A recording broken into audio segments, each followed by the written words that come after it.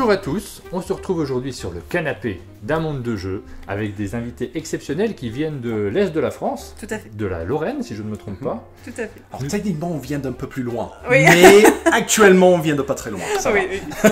Puisque nous avons autour de nous les membres des éditions Holy Grail Games, nous avons Jamie, bonjour, Ça, bonjour. et nous avons Georgina. C'est moi, bonjour. Donc on est ravis de vous accueillir, nous allons pouvoir parler de tous les jeux que vous avez produits, de ceux qui arrivent dans les collections dans vos collections, sur Kickstarter ou en boutique. Et puis on va faire le tour, un petit point sur qui vous êtes, qu'est-ce que vous faites, quelle est votre histoire. On a plein de choses, plein de questions à vous poser, puisque on se pose plein de questions. C'est ça. Espérons qu'on a les réponses. J'espère aussi, parce que sinon on sera bien triste. On va recommencer cette vidéo. Vous connaissez maintenant notre format si vous nous regardez régulièrement. On est devant un téléviseur. Sur ce téléviseur, nous allons envoyer des questions. Tiens, je t'ai pas salué, Sylvain, t'es là? Des photos, il paraît. Bonjour. Pardon. Il est mal poli. C'est l'Est de la France, de toute façon, les gens, tout le monde est Je mal m'y poli. habitue. On a la frontière suisse, Ça, on a une ouais, politesse c'est ça. particulière. Voilà, exactement. Sur cet écran, on va envoyer des photos. Vous allez pouvoir réagir exactement comme vous le voulez. Comme on le dit à chaque fois, si vous avez des scoops, des choses que vous voulez pas dire, vous vous rendez compte que vous avez dit quelque chose qu'il faut surtout pas faire passer, n'hésitez pas. De toute façon, c'est monté. On enlèvera toutes les informations. Il y aura une version normale et after dark. Ouais. Voilà, c'est exactement ça. Ça marche. Très bien. Alors, je vais poster des photos. Et justement, Super. la première, on en a déjà parlé. Le Vous bon êtes à point, l'est. Stanislas. Voilà, c'est exactement ça. Tu as reconnu, c'est bien. Nous sommes sur la place Stanislas parce que j'ai vu que vous venez de Nancy. C'est ça, exactement. Bah, pas à l'origine, hein. Vous avez constaté l'accent peut-être. Mais c'est là où on est domicilié actuellement, oui. Et j'ai vu que vous aviez un super accent anglais. Je suis très jaloux parce que nous, c'est une catastrophe l'accent anglais. De temps en temps, on essaie on le lit très bien, mais on n'arrive pas à le Du coup, parler. j'ai hâte que tu aies des choses à dire en anglais. Juste pour la tête de Jimmy qui va rigoler un petit peu. Mais je pense qu'il est, Non, moins, je- je pense qu'il est moins dur que d'autres. Parce que comme il a un très bon accent anglais, normalement, il comprend que dans d'autres régions, nous avons notre accent typique français. On prononce les mots à notre manière. Nous, on a surtout le bon accent typique franc-comtois. Ah bah, toi surtout. C'est vrai que toi, t'es pas de la... Non, moi je suis nordiste, donc j'ai le bon accent. Tout à l'heure, je vais dire quiz et tout le monde va rigoler. Tu l'as bien dit, là. D'habitude, il dit quiz. C'est Ah. bizarre. Alors- Queen, quiz. Ouais, bah voilà, c'est l'accent du Nord. Désolé. Mais revenons à Holy Grail Game. Vous êtes donc installé à Nancy. Ça fait combien de temps que vous êtes là? Ouh, ça fait un bon 5 ans maintenant. 5 ans. Nous, on n'est pas exactement de l'origine chez nous. Mais moi, Parce que toi, on entend bien que tu as un accent très très prononcé. c'est ça. Et que Et que je compose Très mal les agréable. verbes. Je sais, Très pas besoin de agréable. le mettre dans les Je sais, c'est pas commentaires, une je sais. Alors, c'est un peu le secret le plus mal gardé d'Holy Grail Games, Oui, que c'est je ça. suis la sœur de Jamie en fait. Ouais. Ah d'accord. Donc on est anglais tous les deux. C'est juste qu'il y a... Quelqu'un a fait beaucoup plus Ah, attention à l'école. J'allais pas le dire, mais... Écoute, t'es bon en maths. C'est pas faux. J'ai ça au moins. Voilà. Et les mathématiciens, ils s'en foutent de ton accent. On Voilà. sent que t'as quand même la réponse à chaque fois. Oui, c'est ça. T'es bon en maths, tu peux pas être bon partout. Non, voilà. C'est ça. Ah oui, donc en fait, c'est une entreprise un peu familiale. Un petit peu, oui. Jamie a commencé sans moi quand même, et puis moi je suis venue rejoindre en 2017 d'ailleurs, Ouais, juste c'est ça. avant notre deuxième Kickstarter. Oui, Deuxième tu Kickstarter. étais là pour Muséum, non? Oui, j'étais Le là temps pour n'a Outlaws plus- aussi. n'a tellement plus aucun sens. Non, je sais.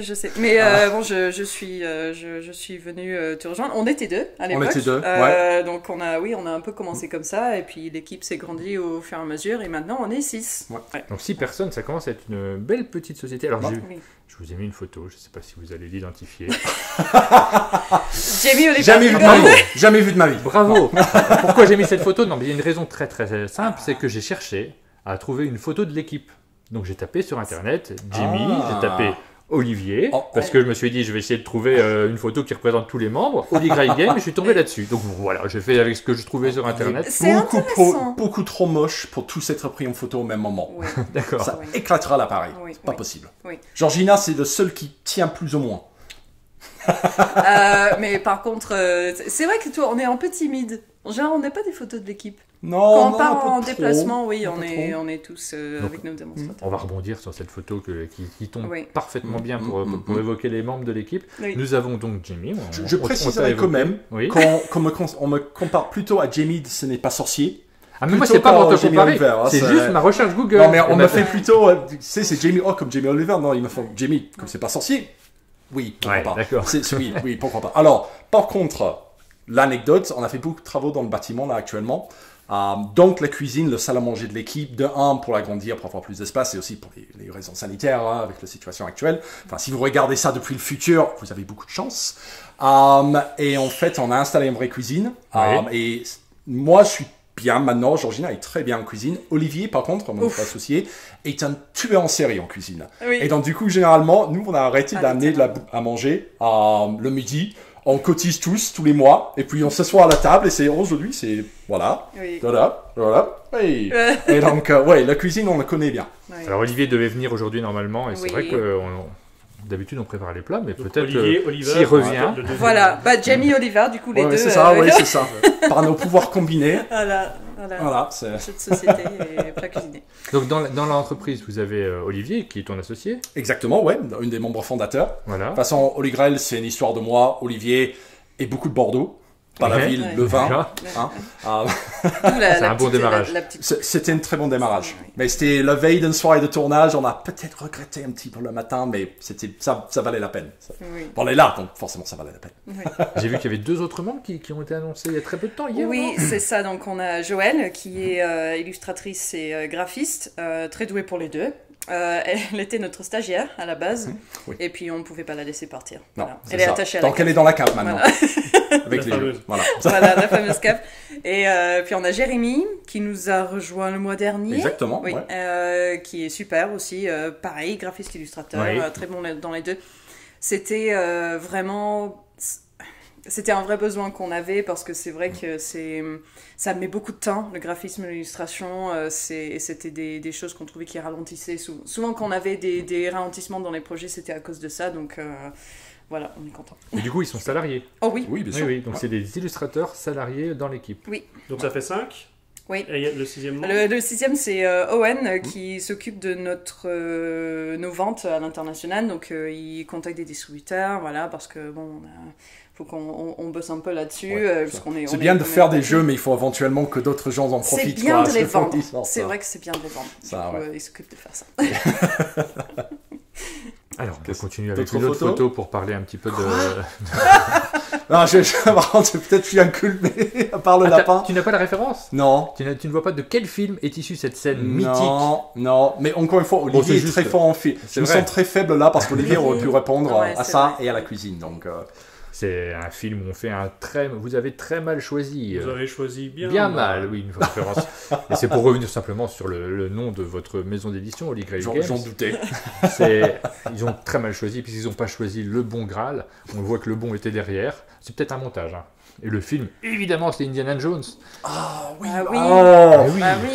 Tout le monde, vous, devant votre écran, vous aviez évidemment cette référence. Je vous poserai quelques questions juste après. J'espère que vous avez une culture incroyable.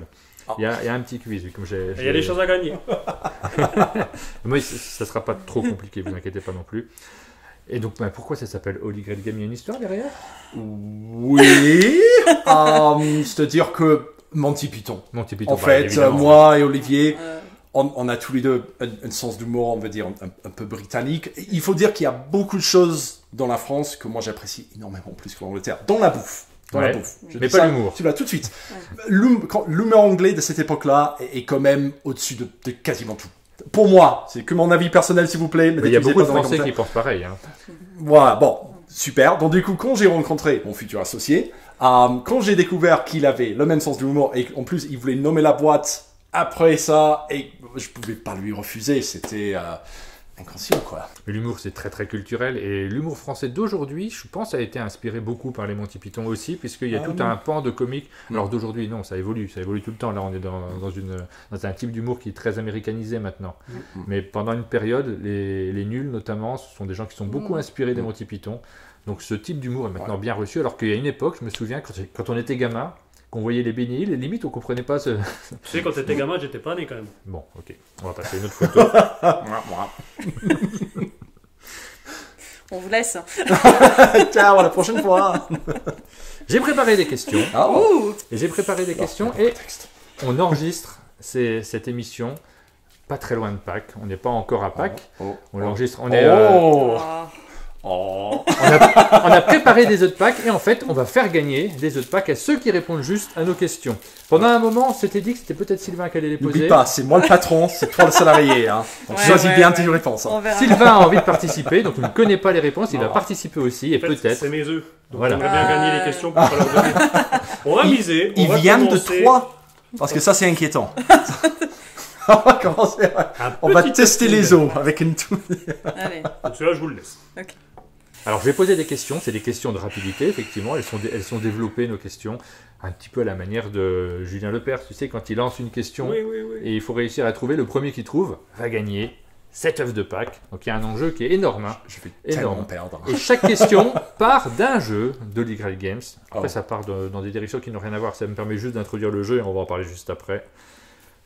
On part sur Rising 5 et justement je vous demande de trouver la personne qui a composé l'album Rising, qui est sorti en 1995. Je sais, personne ne l'a. À ce niveau-là de la question, personne ne l'a. Ah oui. Il s'agit, Ah il oui. s'agit. Voilà. Vous répondez quand vous voulez. Il s'agit de son 9e album. C'est un membre de l'avant-garde new-yorkaise dans les années 60, qui touche à la poésie, au cinéma, à l'écriture, à la comédie. Il s'agit d'une femme qui est née au Japon en 1933 précisément, qui est toujours vivante actuellement, et qui est surtout connue pour avoir été la compagne de... Yoko Ono. Bravo De Yoko John Ono. Lennon. Mon œuf. Yoko Ono, bravo. Alors je savais que juste avant, sur Rising, sur la date, sur tout ce J'étais qu'elle avait... tellement, c'est l'affiche 7 hours later. Ouais. Ah, Alors, John Lennon, tu l'avais son quand même. codification ADN était 7, 8, 7, 9. Hein. J'aime bien ce quiz en tout cas. Bravo, bonne question. Ouais. Merci. À partir de la campagne 2, j'aurais. Ouais, bah oui, non, mais je savais qu'avant c'était Ouais, pas ouais, trouvable. ouais, Mais ouais. à partir de là, c'est un jeu de rapidité, Ok. c'est comme ça. Et donc cette question, On est chauffé. Ça évidemment, va. c'était pour vous faire parler de Rising 5. C'est votre premier jeu? Jamie avait une autre tête à l'époque. Oui, c'est ça. T'es à gauche ou à droite du coup? Ce sont les auteurs du jeu. Les deux auteurs du jeu. Et alors c'est un jeu, il y a un logo Mandu Games sur la boîte. C'est ça, oui. Mais c'est aussi un partenariat. C'est un partenariat entre C'est vos ça, deux ouais. maisons d'édition. En fait, dans l'histoire qu'on a commencé Holy Grail, en fait, moi et Olivier, on s'est rencontrés parce qu'à l'époque, je travaillais pour Trick Track. Et lui, il venait de temps en temps à Trick Track pour présenter des jeux sur Oui. son temps propre. Il faisait pas ça pour l'argent, c'était pour le bonheur. Tu sais, on a joué à Evolution, Black Orchestra, à Raiders of Midgard, des choses comme ça. Et c'est comme ça qu'on s'est monté. Ça, c'est peut-être une question pour plus tard. Mais une des jeux qu'il a amené, c'était celui-là, c'était Rising 5. Et on n'a pas joué, enfin, on n'a pas présenté sur Trick Track, mais on a joué chez moi. En fait, on était en train de se demander, ouais, est-ce qu'on se lance dans ce projet? Et en fait, il m'a dit, ouais, bah écoute, il avait déjà contacté Vincent Dutré, qui était l'illustrateur du Muséum. Et c'est à cause de Vincent qu'il était au courant de ce jeu qu'il a reçu une copie en avance. Il a dit, ouais, je sais qu'ils veulent faire un Kickstarter là-dessus. Qu'est-ce que t'en penses? On se lance avec ça. Et j'étais là, j'aime beaucoup le jeu. C'était un concept que j'aimais beaucoup, le côté l'appli qui aide le Oui. jeu, le côté puzzle, mastermind, etc. Je suis là, ouais, c'est vachement sympa. C'est un jeu coopératif qui joue avec une application qui est super bien faite. Elle C'est est impressionnante ça. cette Mhm. application. Oui. Oui. Alors, ils ont mis vraiment beaucoup de travail là-dedans. Et c'était super solide. D'ailleurs, on a vraiment insisté sur le page Kickstarter qu'on a fait, parce que, bon, spoiler, on l'a fait. Tu pouvais même télécharger l'appli et l'utiliser en scannant le page Kickstarter sur l'écran. Le truc était vraiment très fiable. Et ça, c'était une de nos premiers grands projets. On est allé en Corée, on a rencontré Gary Kim et Evan Song, et même Vincent Dutré. Moi, je suis toujours un grand fan de Vincent, Oui. son style d'illustration. Donc, c'était un plaisir de bosser avec lui. On a fait 2 visites en Corée, c'était génial. C'était vraiment les early days de Holy Grail.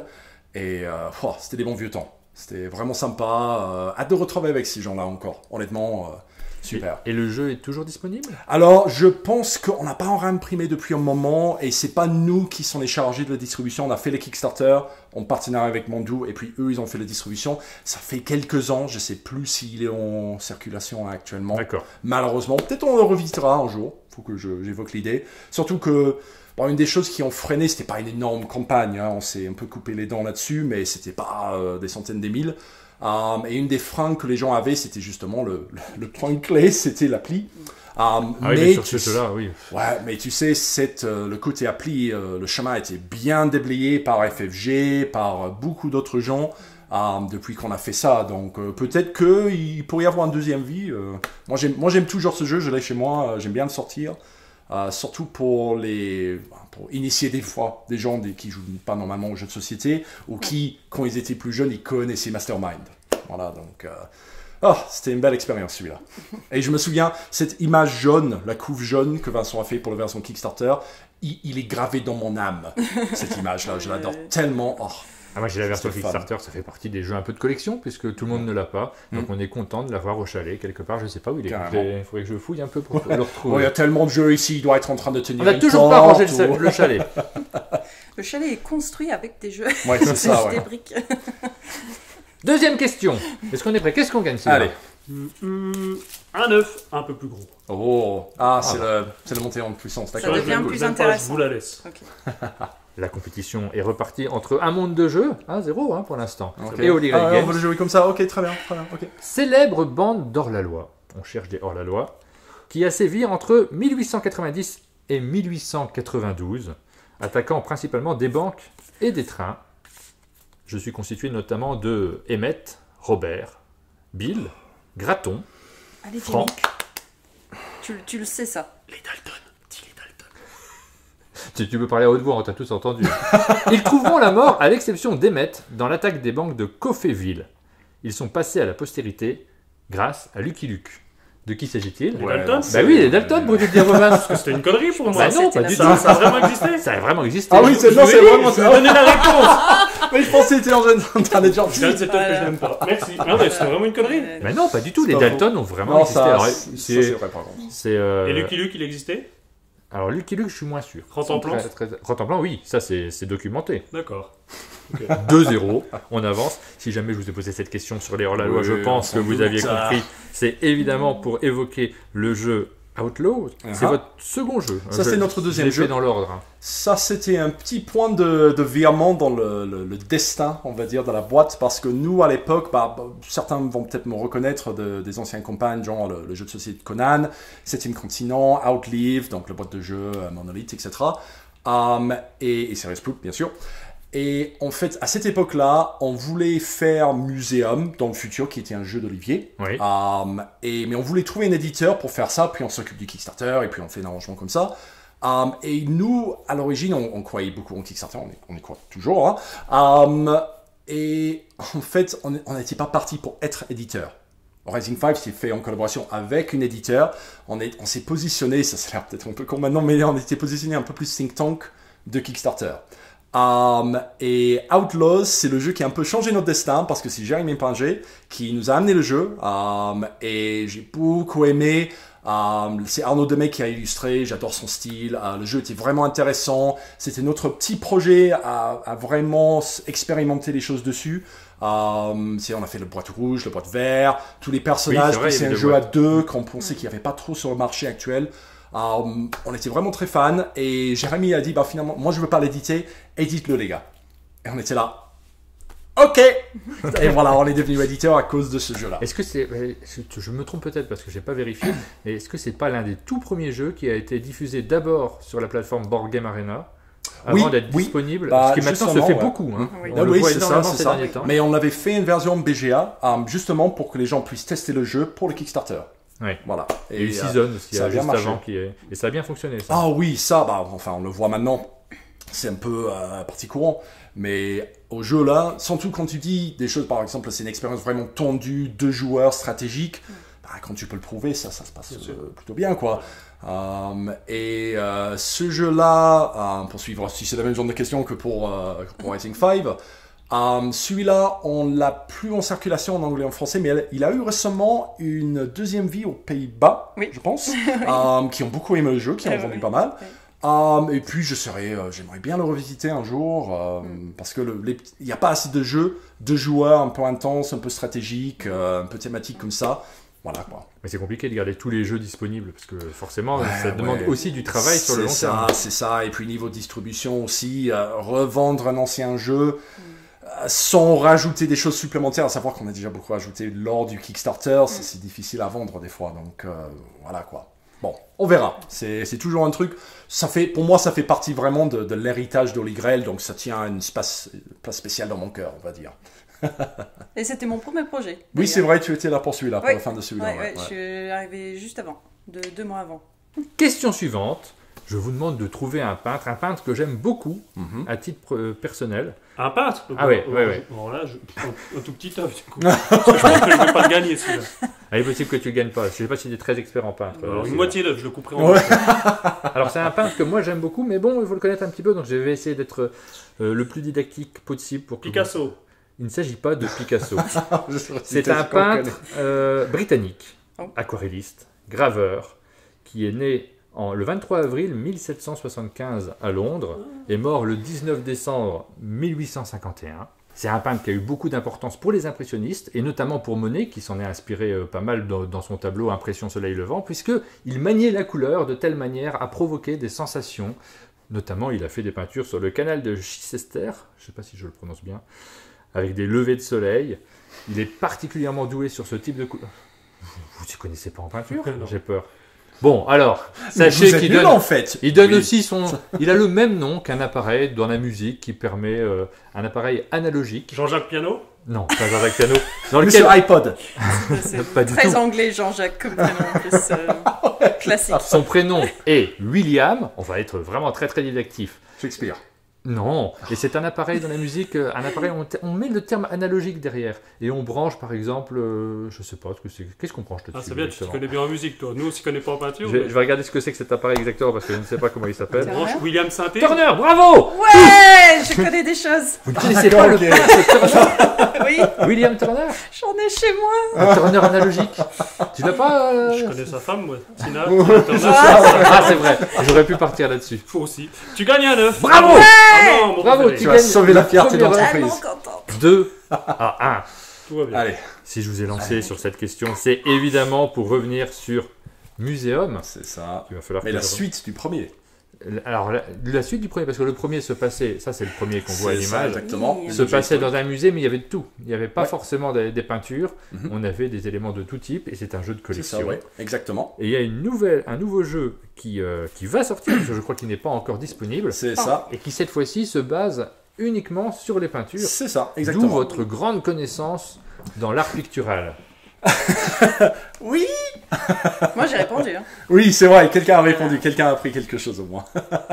Nous avons ici la boîte, alors ça c'est le prototype du coup, puisque le jeu n'est pas encore produit, c'est Non, ça? pas encore. C'est ça. On est en C'est fin de... à l'époque de tournage de cette vidéo, on est en train d'attendre le dernier prototype de l'usine pour validation. Et puis après, c'est parti. On y est Alors, presque.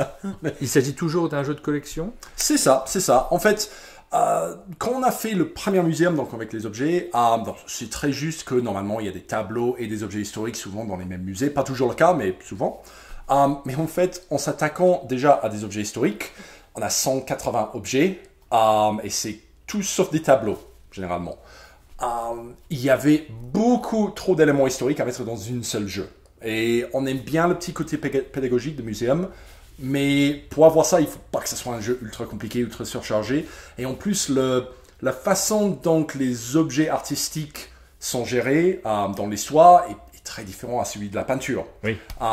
Parce que, bon, pour les objets, c'était une certaine époque où tu avais beaucoup on va dire, de récupération d'objets dans d'autres pays, hein, qu'on traite d'ailleurs dans le jeu avec la notoriété, etc. Et pour le marché de l'art, par contre, ça c'est toute une autre affaire où, comme on dit souvent, le prix d'une œuvre d'art ne vaut que la vie des autres. Oui, Oui. oui bien Donc sûr. on a un jeu de collection. Il y a certains éléments qui sont partagés, il y a une ressemblance familiale, on va dire, mais là où plutôt dans le premier, on part chercher des objets archéologiques, dans celui-là, on travaille le marché de l'art pour monter nos collections en échangeant des tableaux entre nous, des choses comme ça. Voilà. Voilà. Donc c'est quand même un jeu standalone, donc c'est pas la suite du muséum, c'est pas rattaché à un muséum. En fait, c'est juste il a le fait partie de la famille. Voilà, ça fait partie ça. de la famille muséum. On sent bien une petite ressemblance dans la nature du jeu, mais il y a quelques grosses différences clés qui Sûr. font que, en termes d'expérience de jeu, c'est bien différent quand même. On peut commencer par celui-là sans problème. Il n'y a pas... Pas de problème. Oui. C'est Moi, personnellement, je le trouve un tout petit peu plus complexe que Museum. Moi, en termes des différences clés du jeu, je dirais tout d'abord, pour exposer des cartes, c'est le même principe. Tu prends des cartes, tu les exposes dans ton musée pour faire des collections. Pour faire une collection, les cartes doivent être attachées. Et en gros, la collection se fait soit par le symbole qui est sur la carte, donc là c'est le genre, soit par la bande colorée, donc là c'est la période, donc l'impressionnisme. Et normalement, dans le premier muséum, toutes les cartes avaient une valeur. Donc on avait des objets historiques de valeur 1, c'est une toute petite breloque, ou voilà, allant jusqu'à valeur 5, où c'est les pyramides, vraiment des incroyables reliques de l'histoire. Là, avec la peinture, les auteurs se sont dit que finalement, donner une valeur à une peinture avait moins de sens. Et donc là, cette fois-ci, pour exposer une carte, c'est 1 pour 1. Pour exposer une carte, tu défausses une carte. Voilà, tout simplement, les cartes ne se payent plus comme avant. Et puis, les expositions temporaires. En fait, c'est ça vraiment la grosse différence. Donc, on ne marque plus de points au moment de poser une carte parce que les cartes n'ont pas de valeur. En fait, les chiffres qu'on voit sur les cartes, c'est les chiffres qu'on a accordés aux artistes. Voilà, juste pour... C'est une question de lisibilité. Mais on peut marquer des points en cours de partie en faisant des expositions temporaires. Donc là, on se dit, là, j'ai commencé à avoir une belle collection de Turner et je vais l'ouvrir au public. Donc là, dans l'image, on voit le petit plateau d'exposition temporaire. Donc je prends le petit jeton vert, donc qui est la couleur pour le romantisme. Et je fais donc ma petite collection de romantisme avec Turner, Goya, Delacroix. C'est le petit ouvre ton musée pour faire une grande exposition, tu invites plein de gens et c'est ça qui fait monter ton... Voilà, donc en fait tu gagnes des points dans un rythme beaucoup plus saccadé, puisque tu as gagné une grosse quantité de points d'un coup et après continuer à jouer, à faire tes collections, puis encore des points. Mais tu peux quand même jouer le marché de l'art. Parce que tout est basé sur les tendances de public. C'est un rond, ils vont aimer l'impressionnisme, un autre fois, ils vont vouloir du Picasso, ou autre. Tout varie pendant le jeu, là où les valeurs des objets historiques de Muséum 1 restent fixes. Voilà, parce que les pyramides resteront généralement toujours plus impressionnants qu'un vase. Généralement. Que l'art, c'est souvent une question de mode. Exactement, voilà, c'est ça. Le jeu s'appuie beaucoup sur ça, donc l'idée des modes, des tendances du marché de l'art, et puis voilà, c'est cette question des expositions temporaires. C'est une question de timing, je trouve. Il y a beaucoup de timing dans le jeu. Les deux jeux ont leur propre timing. C'est un de vos jeux les plus simples, d'ailleurs, Muséum, le jeu de base, est vraiment très, très accessible. Et c'est 2 jeux qui ont été financés sur Kickstarter. C'est ça, oui, les deux. Les deux. Donc le deuxième va arriver, il sera disponible également en boutique ? Oui, bien sûr. Oui. Ça, c'est un peu votre ligne directrice. J'ai l'impression que tous vos jeux sont financés, enfin tous non, peut-être pas, mais beaucoup de jeux ont été financés sur Kickstarter, mais sont disponibles jusqu'à là, ils sont tous financés sur Kickstarter, ce qui permet, par exemple, dans le premier muséum, on a 180 objets d'art illustrés uniquement par Vincent Dutray, quand même pas une petite tâche non plus. Donc du coup ça nous permet de financer ce genre de développement aussi, un petit peu de prendre notre temps et de ne pas avoir besoin de sortir plein de jeux chaque année, on peut vraiment s'en profiter, et puis on a une sortie en retail, suivi l'arrivée des jeux Kickstarter, et ça nous permet d'avoir un cycle assez sain, on va dire ça comme ça. D'accord, et vous restez sur ce modèle-là essentiellement. Là, j'ai mis un aperçu des différents jeux qui ont été faits sur Kickstarter. Ça fait déjà une jolie collection. Je les ai jamais regardés tous ensemble sur la même page comme ça, mais c'est vrai, ça commence à faire. Ça commence à en faire. Les Kickstarter aussi, je trouve que ça permet de jauger un peu le niveau d'intérêt qu'ont les gens pour certains projets, parce qu'on a quand même fait des projets un peu plus ambitieux que d'autres. Donc Titan, par exemple, qui est un projet très très ambitieux. Celui-là, pour l'instant, il ne sera pas disponible en boutique parce que le prix serait un peu trop élevé. Il y a un sacré matériel à l'intérieur. C'est un sacré matos. Mais bon, c'est le jeu parfait pour Kickstarter. Du coup, exactement. Voilà, on s'est dit, on va le faire. Passons à Titan. Question sur Titan, alors, puisque vous êtes lancé sur ce jeu. Dans l'espace. C'est sur l'espace ? Vous pouvez... Là, les œufs un peu plus larges sortent, c'est ça. On va en mettre on va monter un peu en tension. Monsieur est confiant. J'ai senti qu'il fallait peut-être pas trop faire de culture. Donc on va faire une question beaucoup plus simple. Vous connaissez tous le manga L'Attaque des Titans. Oui. Je ne sais pas si vous l'avez vu. Je connais le nom seulement, ça aide ou pas ? Non, parce que je vais vous demander combien il y a de chapitres dans le manga. Et celui qui est le plus près remportera les 2 œufs. Combien de chapitres? Chapitres dans le manga, donc dans la série de bande dessinée. Ok.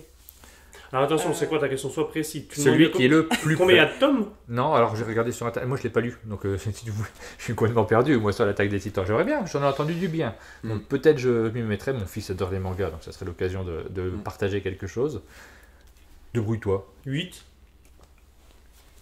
15. Enfin, moi, je vais dire 60 et je vais être tranquille. Je pense que je suis quand même loin, mais je suis beaucoup moins loin que vous. C'est Georgina qui l'emporte, puisqu'il y a 34 chapitres à l'heure actuelle. On enregistre tout début avril. Bravo. 2 partout. Hein. Merci, je me rattrape. Heureusement que je suis là, Jamie. Ouais, heureusement. Je suis un peu l'arnaque du truc. Moi, j'ai droit à donner une valeur, vous en donnez 2. Eh bah oui, J'en on a ai des deux. invités. On est accueillants ici. Bon, pour la peine, j'en prends un. Pas du tout. Pas du tout. Titan, donc c'est un jeu avec un plateau tout à fait original, Oui, puisque oui. là on a un plateau en 3 dimensions, C'est ça. donc on n'a Prend pas de la l'habitude place. d'avoir ce genre de Oui. matériel. C'est un jeu qui prend de la place, ouais. Celui-là, c'était un grand défi technique. Oui. Mais c'était un petit peu notre hommage au jeu, un petit peu de notre enfance, style Mousetrap, Oui, Fireball Island, tu sais, ce genre de oui, choses. oui. Mais en fait, comment dire, je voulais amener la nostalgie de cette époque-là et le mettre dans un style de jeu Qui qui n'a rien nous à voir. correspond, Voilà. ouais, qui n'a rien à voir, mais qui est le genre de jeu qu'on aime un peu plus. Qu'on aime maintenant qu'on est vieux. Mais là, c'est pas du tout ça, c'est pas un jeu d'action. Non, là, on est beaucoup plus dans la complexité. En gros, on s'était dit que c'était dommage qu'il y ait aucun... enfin, non, je vais pas dire aucun, mais peu de jeux experts qui aient un matos vraiment spectaculaire, Oui. intéressant. C'était ce qu'on voulait faire. Et à la base, l'auteur Mathieu Potvin nous avait apporté son proto qui était déjà fabuleux en punch. Ouais. Donc des étages de punch, voilà, donc c'était... On l'avait vu, nous, à Cannes. Oui. Sylvain s'en rappelait, moi pas du tout. Oui, c'est ça. Pour l'anecdote inintéressante, en fait, nous, en 2016, je crois, on avait reçu, donc c'était à l'époque du Protolab, on avait reçu la règle de ce jeu, et on voyait même le matériel qui était assez impressionnant. Et du coup, quand j'ai vu la photo, je me suis dit, ça, c'était Abyss City avant, c'est Oui, ça? avec Cécile. Bah, justement, pour approfondir l'anecdote, Ah mince, ça va devenir parce que intéressant, j'étais en mais- même Ouais, scène, c'était- et lors d'une des soirées off, j'étais dans le LOL, et j'ai vu ça, l'original, Ouais. de loin, en carton, toutes les couleurs, j'étais là, oh, c'est cool ça. Je même pas, il y avait plein de gens, des éditeurs que je connaissais autour de la table, j'étais là, non, c'est même pas la peine. Donc c'est j'ai- grâce au oh, oh, oh, Protolab. oh. Et... Non, alors, Bah, il serait venu, même- sans doute, l'auteur serait venu quoi qu'il arrive à Cannes en fait. Donc sur les off, on voyait tous les jeux. Ouais. Mais le Protolab, en fait, c'est cette opération qui est lancée par le Festival des Jeux qui permet de mettre en avant certains C'est ça. prototypes qu'on n'a pas pu faire cette année malheureusement. Donc on espère que ce projet reviendra dans les futures éditions. Et ça permet à plein d'éditeurs de découvrir des jeux. oui, mais pas pour celui-là. Pas pour celui-là, parce Alors, que vous pouvez les voir celui-là, autrement. on l'a découverte à cause d'une capacité fantastique que j'ai, ça s'appelle boire des bières. Ah oui, Et en fait, je buvais une bière aux buvettes du off le soir après. Et qui est apparu? Mathieu Potvin, on se connaissait déjà parce qu'il est de Nancy, enfin dans les environs de Nancy. Et Pourtant, c'est pas Mathieu Pot de bière. Ouais, pourtant. Non. Et ensuite, on discutait. Il a dit, ouais, t'as vu des trucs jolis. Je dis, ouais, hier soir, j'ai vu un truc multi-étage, coloré. C'est dommage, je le vois pas ici. Je te montrerai parce qu'il est vraiment super. Il a dit, bah, c'est mon jeu. J'étais là. Cool, on se revoit à Nancy. Et il a amené au bureau, on a joué, on a dit, ah là, il y a un truc à faire. Là, il y a un truc à faire. Après, tout le monde se souvient de lui en tant qu'Abyss City. Ça, cet concept-là est parti assez rapidement parce que de un, il y avait beaucoup de steampunk à l'époque, et de deux, je me souviens plus qui c'était qui a sorti Underwater Cities. Ouais. C'était, pardon, ma mémoire. Delicious Games. Oui, quelque chose. Ah, je me souviens plus. Bon, il y avait ça qui était En tout un cas, petit je peu dans les mêmes veines. Donc on s'est dit bon, allez. Allons un peu plus loin dans le délire, qu'est-ce qu'on veut faire? Et c'est là où je pense que c'est Loïc Musi, notre illustrateur à l'époque, qui a fait, bah en fait, je trouve le jeu Titanesque, tu sais, qui a mis une lune qui s'appelle Titan, Oui. et on pourrait aller miner Titan, et on était là. Ouais. Avec un aspect un peu C'est rétro, ça. Blade Runner, pastel, un peu kitsch, un peu funky, on était là. Ouais, et il nous a pondu des illustrations comme ça. Je pense que même c'était les robots qui étaient une des premières choses qu'il a dessinées, on était là. Ouais, Yes, oui. c'est ça Et qu'on veut. l'illustrateur a joué donc sur le thème du jeu. C'est bah. suffisamment rare pour être remarqué. Honnêtement, on dit chez nous, personne n'a la monopole sur la vérité. C'est, ouais. Et quand on fait un projet, et d'ailleurs on va en parler d'une plus tard, Nous, et je dis pas qu'on a la science infuse ou que personne d'autre fait ça, mais on aime bien que tout le monde participe. Oui. Parce que ça donne des résultats comme ça. Oui. Parce que moi, je suis pas artiste. Je sais ce que j'aimerais voir, mais ce que j'aurais dit que j'aimais voir était très différent de ce que Loïc a pendu. Oui. Et ce que Loïc a pendu était excellent. Il est parti des idées de l'équipe, ses propres idées, et ça nous a donné ça. C'est moi qui a fait le modélage 3D du plupart des éléments au début. C'est notre sculpteur qui les a finis, mais comme vous avez peut-être deviné, ils sont assez techniques. Comme je dis, j'étais dans le bâtiment avant, donc j'ai un petit peu l'œil pour ça, on pourrait dire. Mais même c'est lui qui a pris ces designs de base, les tailles, les silhouettes, on pourrait dire, qui les a élaborés. C'est notre sculpteur qui les a finis. Et c'est vraiment un travail d'équipe. L'auteur, moi, Georgina, les artistes, les graphistes, tout jeu. Surtout, je fais un bémol sur les graphistes, Quentin et ensuite Joël. Un jeu comme ça, si c'est pas bien clair comment ça marche, laisse tomber. Laisse tomber. Et même, je vais encore plus loin, il y a un groupe pour les daltoniens sur Facebook parce qu'on a beaucoup de couleurs. Et on a dit, écoute, on a beaucoup de couleurs, ça nous embête un petit peu pour les daltoniens. Ce n'est pas parfait, mais on a essayé vraiment de faire au mieux pour accueillir tous les joueurs. Et ça, ce n'est pas le boulot d'une seule homme ou femme. C'est un vrai travail d'équipe. Et c'est comme ça qu'on aime faire. Donc voilà, c'est vraiment le travail de toutes ces personnes qui a donné naissance à ce projet un peu titanesque, je me le permets, et qui lui est très près d'arriver, de partir en production. Là, le plus gros défi avec celui-là, c'était de vraiment de tenir nos promesses en termes de matériaux.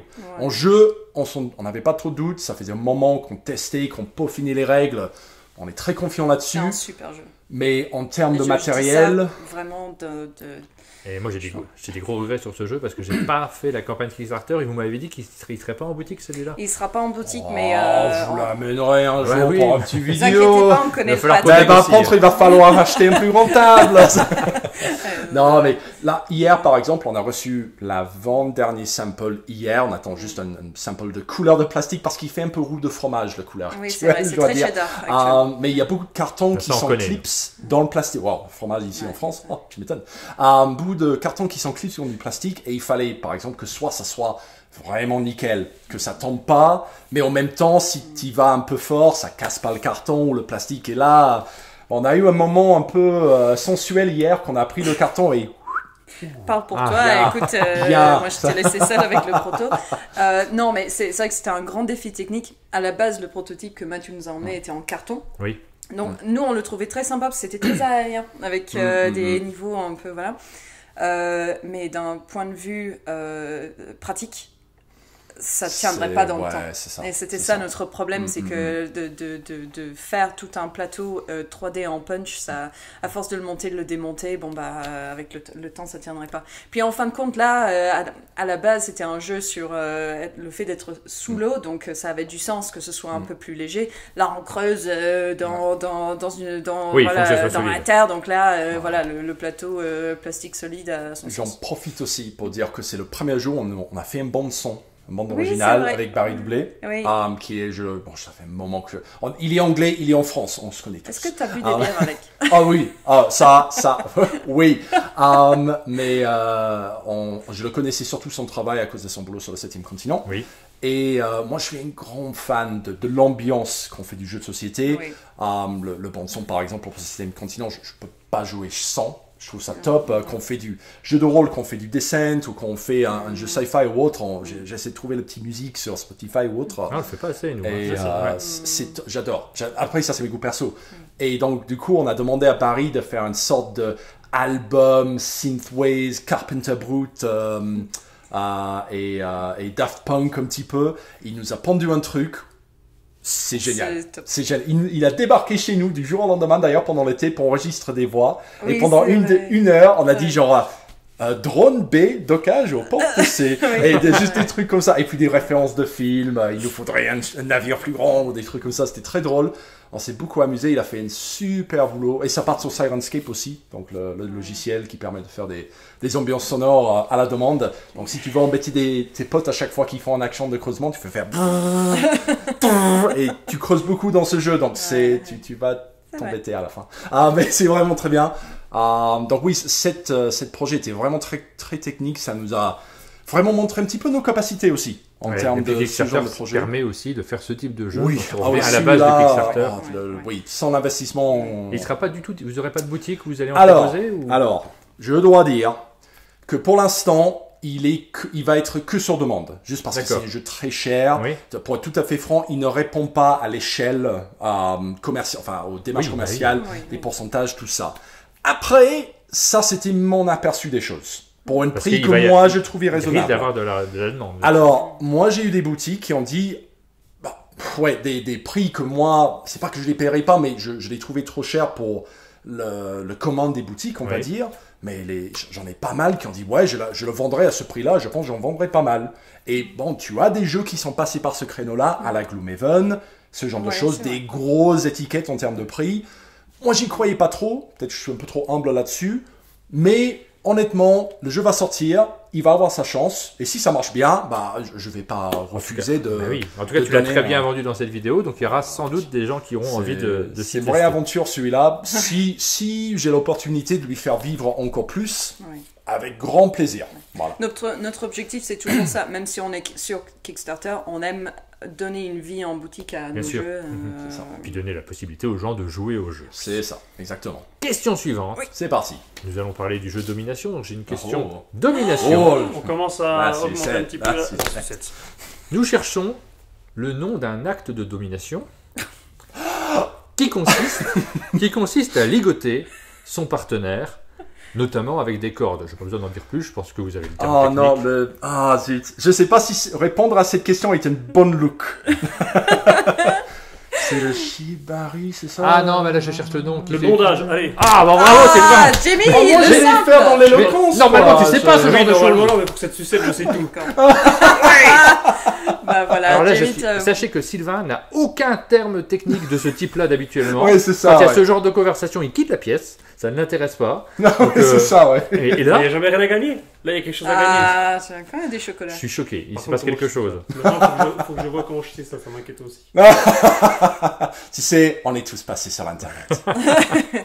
Il s'agissait de parler évidemment du jeu Domination. J'ai très mal prononcé. Et un jeu donc qui lui aussi a une version Kickstarter. Oui. Qui va avoir une nouvelle version Kickstarter. Oui. Donc c'était un de nos projets très tôt. Donc pour l'anecdote, c'est un. Pour l'anecdote. Alors Domination, c'est un jeu qui n'aurait pas dû exister. À la base, on l'a lancé parce que on avait un autre jeu de prévu avec un autre éditeur. On allait faire une coédition. Et malheureusement, au dernier moment, le projet est tombé à l'eau. À l'époque, on était vraiment petits et complètement dépendants des Kickstarter. On ne l'est plus aujourd'hui, mais il nous fallait un projet. Ouais. Et du coup, on est allé voir Olivier et Eric. On a dit, est-ce que vous avez quelque chose? Et Olivier, il nous a sorti le prototype de Domination du placard. Et on s'est dit, on y va. Alors, si le monteur veut rajouter des images du Kickstarter et des premières vidéos... Vous n'allez pas le reconnaître. Alors, le jeu. Domination est dans 100% dans l'esprit Kickstarter, c'est-à-dire que quand on l'a présenté, c'était un prototype, c'était une vraie mais un prototype prototypal, c'est-à-dire des petits points de couleur sur une feuille blanche. Enfin, vraiment, on est allé le présenter à des événements comme ça. Ce jeu a été développé en 6 mois. C'était la grande course. Et on en est super fiers. C'est un de mes préférés de chez nous en fait parce que c'est une belle réussite. Il est vraiment moi je le trouve bon. Je suis carrément objectif en plus dans ce que je dis. Mais bon, c'est. Ouais, moi je peux le dire. Moi c'est un de mes préférés aussi de votre collection. J'ai pris beaucoup de plaisir à y jouer. Oui. Je n'ai pas fait le classement avant, mais quand j'ai parlé aux membres de l'équipe de la possibilité de vous recevoir, j'ai tout de suite eu des gens qui ne viennent pas systématiquement, comme Jules, qui m'a dit je peux venir moi parce que j'adore Domination, j'ai un avis sur chaque extension. Il m'a déjà fait une thèse sur sa préférée, celle qu'il aimait le moins. Donc, on est prêt. Non, mais voilà, c'est un jeu qu'on a quand même développé avec amour, mais rapidement parce que c'était un peu les exigences de l'époque, parce que c'était 2018. Il a beaucoup profité de Museum. Celui-là, on a beaucoup. Museum, c'est notre premier grand jeu, juste avant celui-là. On a beaucoup appris en faisant un projet de ce taille-là. Sans ça, je pense que Domination, on n'aurait jamais pu le faire. Oui, très complexe à développer, mon Dieu. Tellement de cartes. mais tellement là, de Ah oui, il y a pouvoir. beaucoup de petites cartes à D'équilibrage, l'intérieur. là au d'illustration. muséum, on n'était pas, comment dire, Domination, on a tellement appris de notre expérience avec Muséum. Oui. C'était le premier jeu dans lequel on est rentré avec un but précis en termes de design. Ah oui. Muséum, on savait, on voulait faire du jeu de collection dans un thème musée. Oui. Bon, c'est un peu léger. Oui. Mais là, avec Domination, on était là, bon, on veut faire du CV, on veut une base de mécanique simple, mais super profond, pour avoir une expérience un peu comme ça, mais pas comme ça, mais pour faire ceci, mais pas pour faire cela. Et une fois, comme dit Georgina, on est vraiment parti avec rien. Rien. Rien.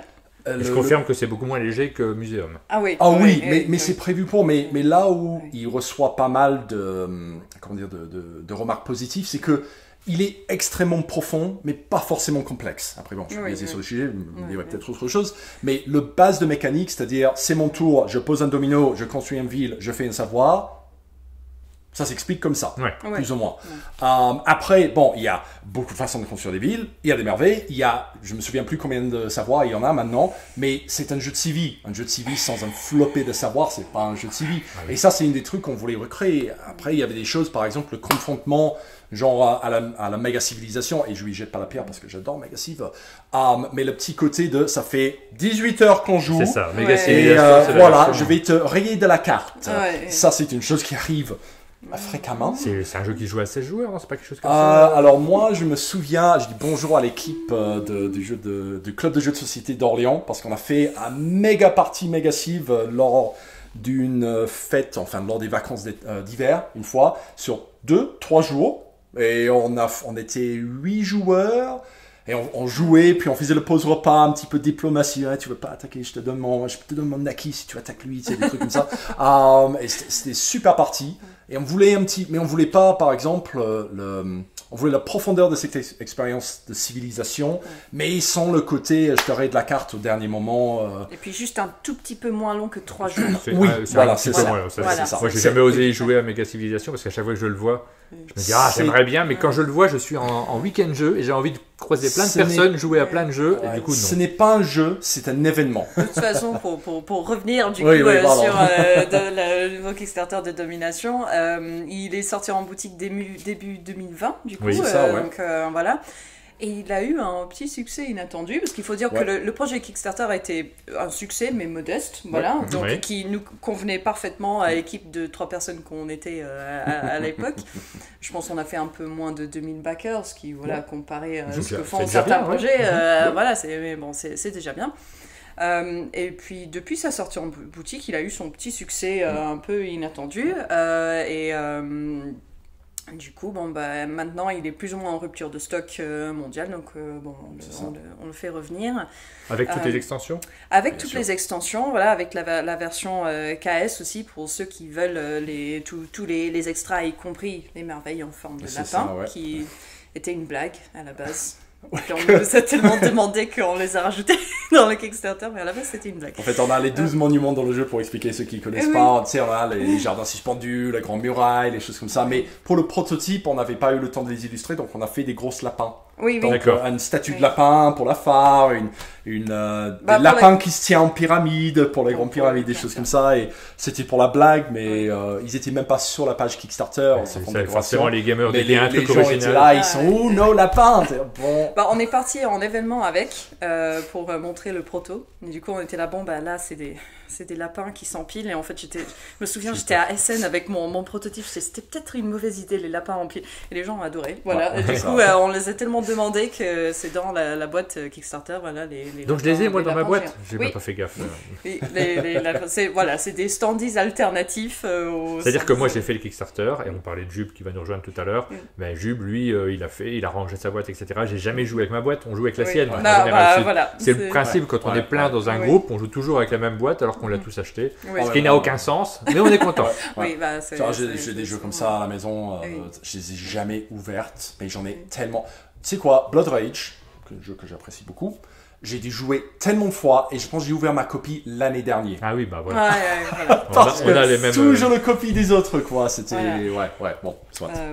Donc ce jeu-là, vous allez pouvoir participer puisqu'il va y avoir un Kickstarter qui se lance Tu m'as dit fin avril? C'est fin avril, c'est le 29 qu'on vise pour lancer le jeudi 29. Ouais. Donc il y aura tout le contenu qu'il y avait dans le premier Kickstarter, mais en plus il y a une nouvelle extension qu'Olivier mijote depuis un petit moment et qu'il avait bien envie de proposer. Donc une autre raison pour laquelle on fait ça. Et on va proposer aussi une boîte de luxe, donc ça va être en forme de sleeve, mais un gros sleeve en carton. Perforé, donc c'est un design assez cool. Je suis très fier de l'équipe, sympa.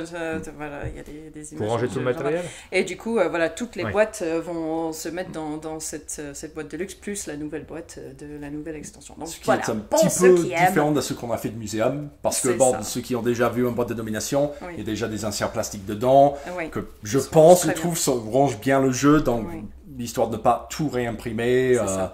Parce qu'ils sont Voilà. déjà bien. Le concept est quand même différent de la boîte de luxe de muséum parce que cette boîte est censée remplacer toutes les boîtes C'est ça. du jeu et faire en sorte que ça Exact, se ouais. range de manière un peu plus compacte.